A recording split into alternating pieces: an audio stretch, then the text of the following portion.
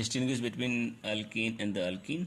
So again we can identify, differentiate alkene by using this following test. So when a flame observed on combustion in alkene, so alkene will give you a non-luminous flame, while the alkene will give you a luminous flame. In Br2 and CCl4 solutions, alkene won't react, but the alkene will give you the red or brown color of the bromine discharge. This is the one of the identification of alkene. In cold alkaline KMnO4 solution, which is called as the base reagent, alkene won't give, but the alkene will give you purple or pink color of KMnO4 is discharged, or you can say brown black precipitate of MnO2 is formed with the formation of diol. If you are using concentrated H2SO4, alkene won't give, but the alkene is soluble to form the alkyl hydrogen sulfate. So like this compound is almost soluble. If you are using hydrogen or hydrogen plus catalyst like platinum, palladium and nickel, so alkane won't react because they don't have a double or triple bond, but alkene will give you alkane like this reaction. So they are very reactive towards this hydrogenation reaction. So they are the different tests to identify between alkene and alkene. Distinction between the alkene and the alkyne. So there I have written some of the tests on basis which you can identify the differentiate between the alkene and the alkyne. So test number 1, a flame observed on combustion. So both alkene will give you a luminous flame, but the alkyne will give you a smoky flame. So this is one of the difference of physical basis you can identify it.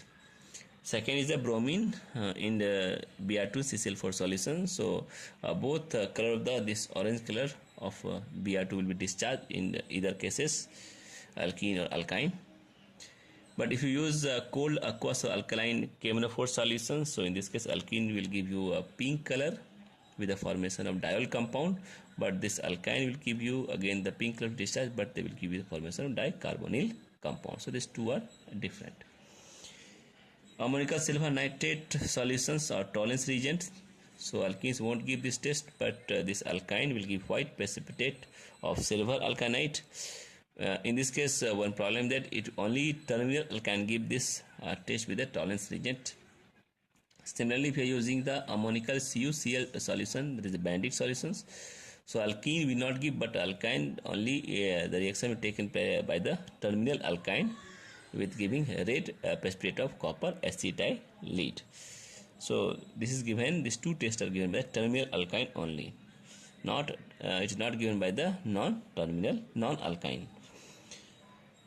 Next is the reactivity towards the electrophilic addition reactions like HX and Cl2. So these are the electrophilic reactants. So in alkyne, alkene is the more reactive towards the electrophilic reactions, while the alkyne is less reactive. In case of reactivity towards the catalytic hydrogenation, so alkenes are less reactive towards the catalytic hydrogenation, while the alkynes are more reactive due to presence of triple bond.